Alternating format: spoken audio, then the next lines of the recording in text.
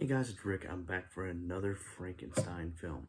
And this time we're looking at Frankenstein Meets the Wolfman. This is my actual VHS copy that I had when I was a kid. I got this for a birthday one year. And I still have a handful of these, but not many. But Frankenstein Meets the Wolfman this time focuses on bringing the Wolfman character back from the dead.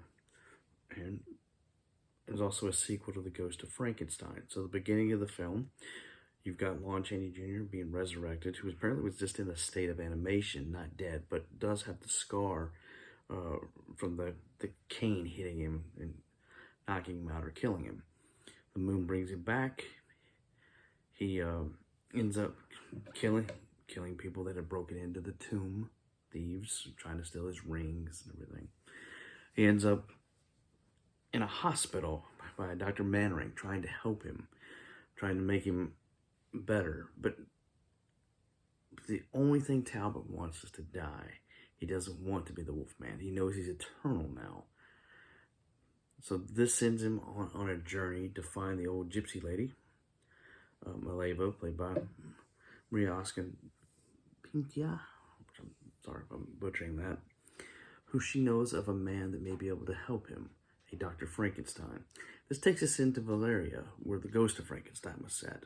We have Ilona Massey this time playing Elsa Frankenstein, as they didn't want, God, I can't think of her name offhand.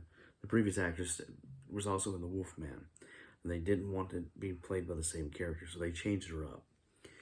Patrick Knowles is Dr. Mannering, who's on the hunt for Talbot, knowing that he's killing people and trying to help him because of his illusions. While in Valeria, Talbot discovers the Frankenstein monster, and the notebooks are finally revealed. With the help of Mannering, he's put to be destroyed along with the monster, now played by Bela Lugosi, and some stuntmen during difficult times because Lugosi was a little sick and 60 years old at the time. But we get the monster battle at the end, and history is made as the first team up of monsters happens on screen.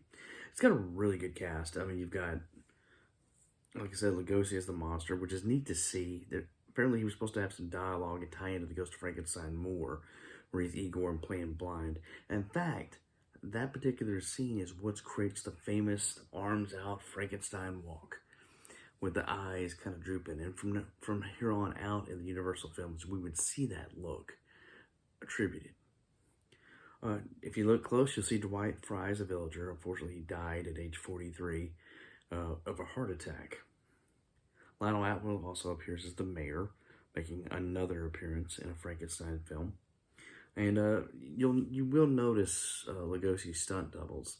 Even although I never could catch him, supposedly the Wolfman had a stunt double as well. Eddie Parker and Gil Perkins also had played Lugosi's stunt double.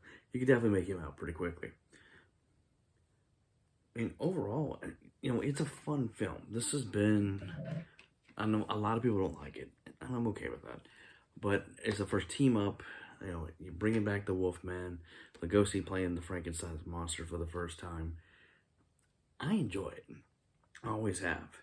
I mean, it was directed by Ray William Neal, with a screenplay by Kurt Sidemeyer, who also did The Wolfman, and runs a brief 72 minutes, longer than Ghost of Frankenstein. That came out on March 12, 1943, and from the accounts I read, it was a hit film. Supposedly outgrossing The Wolfman, but I've got nothing concrete to really back it up. So, but I will put that out there, that apparently it did well enough to spawn more sequels and more monster team-ups, because everyone likes monsters teaming up or fighting. But it's a good movie. I mean, the sets, they travel a lot. You get to see different towns. That gothic piece is still there. Although it's funny because The Wolfman was actually more of a modern story set in modern times, where Frankenstein was in the past.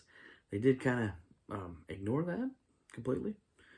But, continuity doesn't always work in movies, I guess. They do try with these, especially with the Wolfman scar from the cane injury. But it's still fun. Lon Chaney Jr. looks like he's having a great time playing the role he made famous, and the supporting cast is strong. So, for me, it's a fun movie. I enjoy it, and I will look forward to watching it quite often. That's all I got for today, guys. Come back next time for House of Frankenstein.